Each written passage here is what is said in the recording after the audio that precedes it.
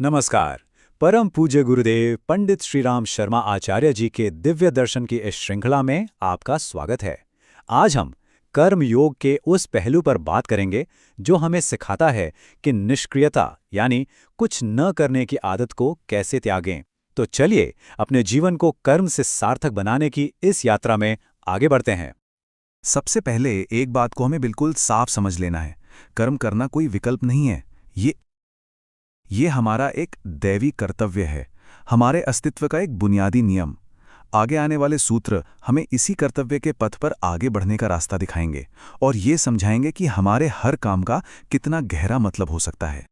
तो चलिए सबसे पहले कर्म के मूल सिद्धांत को ही समझते हैं। आखिर क्यों कर्म जीवन का इतना जरूरी और बुनियादी हिस्सा है? आइए इसे और गहराई से जानते हैं। 252वां सूत्र जो कर्मयोग पुस्तक से लिया गया है, एक बहुत ही क्रांतिकारी विचार देता है। कर्म ही पूजा है। कर्म के बिना जीवन का कोई मूल्य नहीं। जरा सोचिए, अगर हम अपने रोजमर्रा के काम को, चाहे वो ऑफिस का हो या घर का, एक पूजा की तरह देखने लगें तो उसका महत्व कितना ज्यादा बढ़ जाएगा। ये सूत्र हमारे काम को सिर्फ एक जिम्मेदारी नहीं बल्कि एक पवित्र अनुष्ठान बना देता है, जिससे जीवन का हर पल सार्थक हो जाता है। अच्छा, अगर कर्म पूजा है तो इसका ठीक उल्टा क्या होगा? विचार क्रांति पुस्तक से लिया गया 255वां सूत्र हमें चेतावनी देता है, कर्महीनता ही सबसे बड़ा दुर्भाग्य है। मतलब आलस्य में पड़े रहना या कुछ भी ना करना कोई आराम नहीं है, बल्कि ये तो जीवन की सबसे बड़ी मुसीबत है। ये हमें समझाता है कि कर्म न करना खुद का कितना बड़ा नुकसान करना है। और अगर हमारा लक्ष्य महानता को छूना है तो उसका रास्ता क्या है? मनुष्य की महानता पुस्तक से लिया गया 261वां सूत्र बताता है, महानता कभी विश्राम में नहीं, निरंतर कर्म में पाई जाती है। आप दुनिया के किसी भी महान व्यक्ति को देख लीजिए, उनकी कहानी आराम की नहीं बल्कि लगातार मेहनत और कर्म की ही मिलेगी। इस खंड का अंत हम विचार क्रांति पुस्तक के इस गहरे सूत्र से करते हैं, जो व्यक्ति अपने कर्म से भागता है वह स्वयं से भागता है। ये कितनी बड़ी सच्चाई है ना? जब हम अपनी जिम्मेदारियों से मुंह मोड़ते हैं तो हम असल में किसी और से नहीं बल्कि खुद से, अपनी ही काबिलियत से और अपने जीवन के असली मकसद से भाग रहे होते हैं। तो ये तो साफ हो गया कि कर्म करना क्यों जरूरी है। पर अब सवाल ये उठता है कि कर्म करें कैसे? क्या है वो सही मानसिकता, वो जिसे हम कहते हैं योगी की मानसिकता? चलिए अब इस कैसे पर ध्यान देते हैं। मन की शक्ति पुस्तक से लिया गया 251वां सूत्र हमें इसका पहला कदम बताता है। मन की एकाग्रता ही कर्म की नींव है। बिल्कुल वैसे ही जैसे एक मजबूत इमारत के लिए एक मजबूत नींव चाहिए होती है, किसी भी काम को अच्छे से करने के लिए मन का एक जगह पर टिकना बेहद जरूरी है। बिना एकाग्रता के हमारी सारी कोशिशें बस बिखर कर रह जाती हैं। और जब यही एकाग्रता और गहरी हो जाती है तो वो क्या बन जाती है?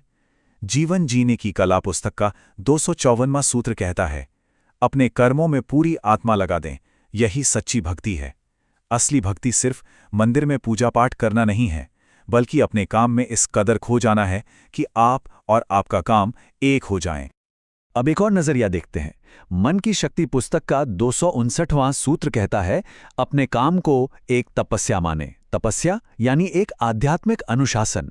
सोचकर देखिए, अगर हम अपने काम को बोझ न समझकर एक साधना मानने लगें तो हमारा पूरा नजरिया ही बदल जाएगा, है ना?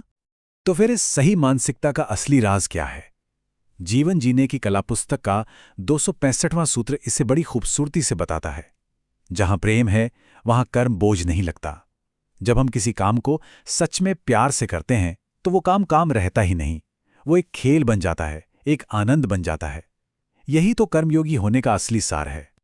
ठीक है, मानसिकता तो समझ में आ गई, पर इसे असल में अमल में कैसे लाया जाए? चलिए अब कर्म करने की सही विधि पर बात करते हैं। वो कौन सी प्रैक्टिकल टेक्निक्स हैं जो हमारे रोज के काम को एक आध्यात्मिक साधना में बदल सकती हैं?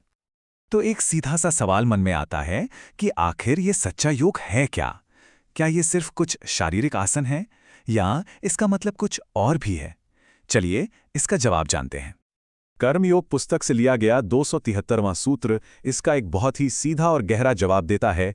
योग का मतलब है कर्म में कुशलता, यानी अपने हर काम को परफेक्शन के साथ करना, पूरी कुशलता के साथ करना, यही असली योग है।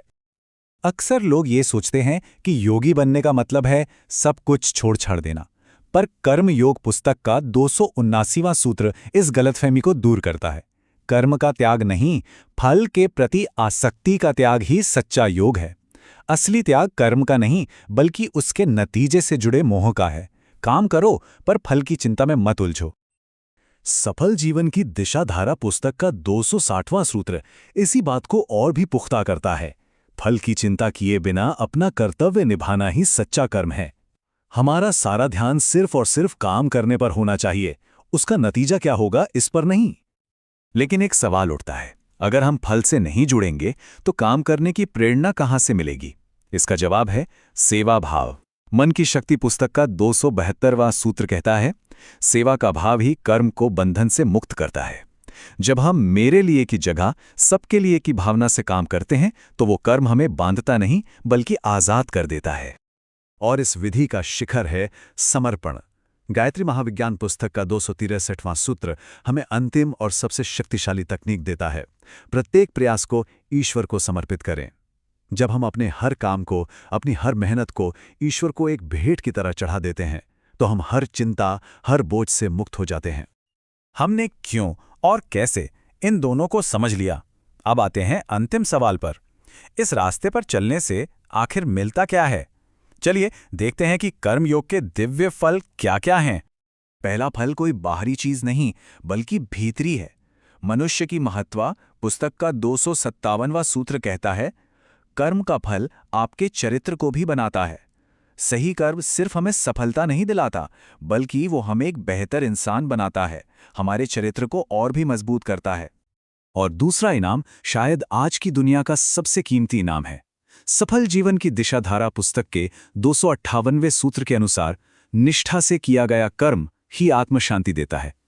इस भागदौड़ भरी दुनिया में मन की शांति से बड़ा कोई खजाना नहीं है, और ये खजाना हमें ईमानदारी से किए गए कर्म से ही मिलता है। कर्म का एक और फल है कभी न हार मानने वाली हिम्मत। सफल जीवन की दिशाधारा पुस्तक का 278वां सूत्र तो जैसे गारंटी देता है, कर्मठ व्यक्ति कभी निराश नहीं होता। जो इंसान हमेशा कर्म में लगा रहता है, उसके पास निराश होने का वक्त ही कहाँ होता है। और अंत में सबसे बड़ा सार, कर्मयोग पुस्तक का 300वां सूत्र कर्म को सर्वोच्च स्थान देते हुए कहता है, कर्म से बड़ा कोई दान नहीं। हमें दुनिया की मदद करने के लिए शायद बहुत बड़े बड़े दान करने की जरूरत नहीं है। अगर हम सिर्फ अपना काम पूरी ईमानदारी और निष्ठा से करें तो यही इस दुनिया के लिए हमारा सबसे बड़ा योगदान है। इन सूत्रों पर और गहराई से मनन करने के लिए आप www.awgp.org पर जा सकते हैं। आज की इस चर्चा के बाद क्या आप अपने काम को सिर्फ एक काम की तरह देखेंगे या एक पूजा की तरह? इस पर जरूर सोचिएगा। धन्यवाद।